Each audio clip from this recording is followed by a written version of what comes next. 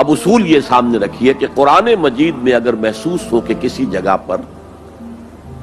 کوئی ابہام ہے، اجمال ہے، کہیں وضاحت کی ضرورت ہے، تو یہ حق ہی نہیں فرض ہے محمد الرسول اللہ صلی اللہ علیہ وسلم کا کہ اس کو بیان کریں، واضح کریں، تبیین کریں۔ انزلنا الیک الذکر لتبین للناس ما نزل الیہم، اے نبی ہم نے آپ کی طرف یہ الذکر اس لیے نازل کیا ہے کہ آپ لوگوں کے لیے واضح کریں وہ شے جو ان کے لیے نازل کی گئی، ان کی طرف بھیجی گئی۔ آج ایک عظیم ترین فتنہ ہمارے ہاں جو ہے وہ انکار حدیث کا ہے۔ وہ گویا کہ حضور کو یہ حق ہی دینے کو تیار نہیں کہ قرآن مجید کی آیات کی توضیح کریں، تبیین کریں،